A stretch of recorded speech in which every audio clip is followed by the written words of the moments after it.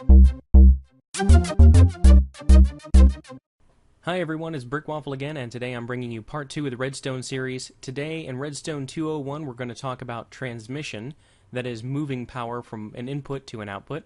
We're also going to talk about some basic circuits, and then we're going to talk about logic gates. Now don't worry, I'm going to explain all of these concepts as we go through. If you remember from the first part of the series, I'm going to put some definitions up on the screen for you as we go through, and I'm going to link to the wiki in the description of this video so you can go and read more about it. That being said, we're going to start with the very easiest method of transmission, which is redstone dust. Now you'll see that this texture pack looks a little bit different from my previous videos. I'm using the Mumbo Jumbo Modified Faithful texture pack, so my redstone lines are very easy to see here, and I think that will help. There's a little bit of a visual glitch where they tend to get wider once they go out past a certain distance, but don't worry about that. That's just the way they render with this resource pack. Redstone dust. When I flip this lever, the signal follows along the redstone dust and activates the lamp at the far end. However, when I flip this lever, nothing happens. Now, if you remember from the first video, we talked about transmission strength. When you're using redstone dust, every square that you send a signal drops the signal strength by 1, so that after you reach the end of this, you see that it no longer powers this block. Since signals range from 0 to 15, you can note that this strength starts at 15 and goes all the way down to 1, which is enough to power that block. This one goes to 0, which is not enough to power that block. What if you want to send a signal further than 15 blocks? What can you use aside from redstone dust? Well, the easy answer here is a repeater, and it does exactly what it says on the tin. It repeats the signal. So you can come down here, you can see that we have just that one signal we had at the same distance, same length of line, but when you start a repeater here, full 15 strength, and it decays again all the way back down to power this block. So with a series of repeaters, you can increase a signal length for a very long distance. It's not quite infinite, but that's because of the way that chunk loading works, and I'm not going to get into that in this video, but for most practical purposes, you can send your redstone signal as far as you care to using repeaters.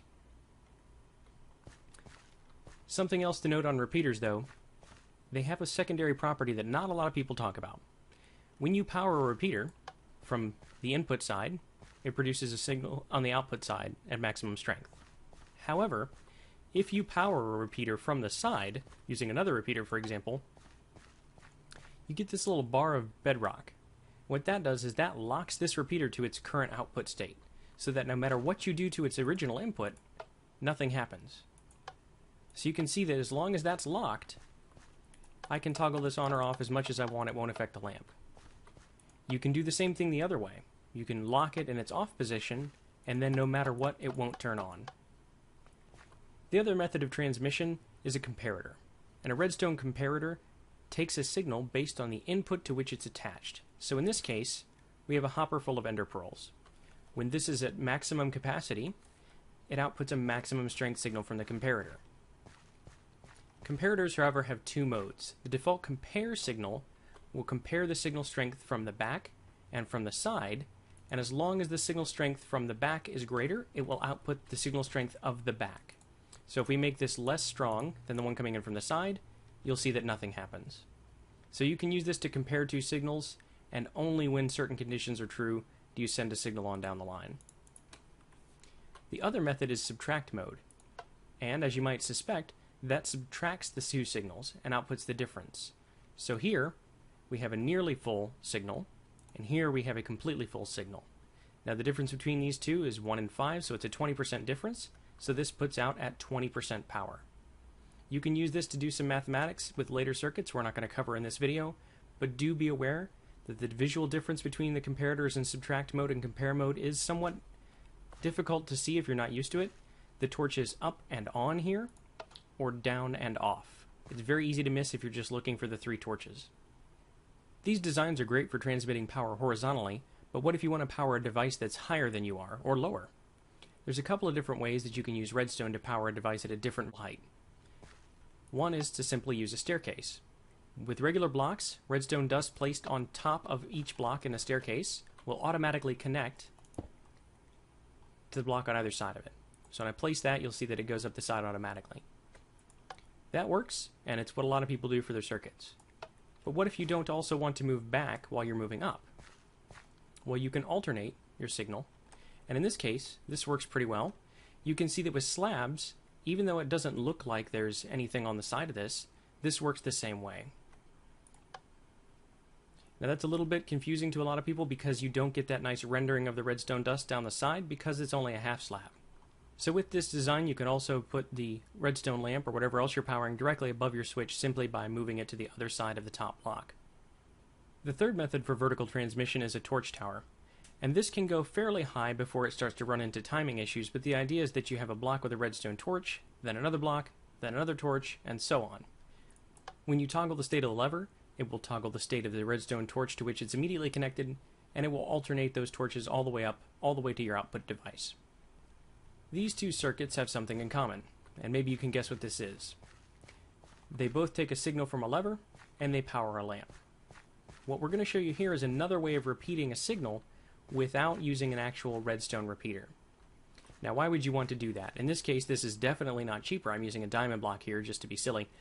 But what you would want to do is with repeaters, they introduce a delay. And at maximum delay, it can be pretty significant. Even at the minimum delay, though, there's still about 0.3 of a second between when you flip the switch and when the light goes on. You can kind of see that moving down the line. And you can imagine if you had a number of repeaters, that could add up pretty significantly. What this design does is it repeats a signal instantly. And it does that by moving another full source power block in response to the initial signal. Now there's two concepts here that are important. One is rising edge, and the other one is falling edge. And that allows you to have the difference between this circuit, especially with a lot of delay here,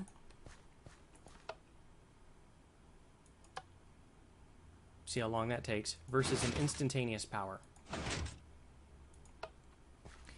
The applications for this design won't become obvious until you start to build a little bit more complicated redstone machinery, but this sort of design of sticky pistons powering each other and having very quick pulses on the rising and falling edge is how you get to build some complicated machines like slime block flying machines.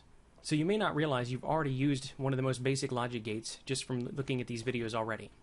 This is an on-on or off-off gate.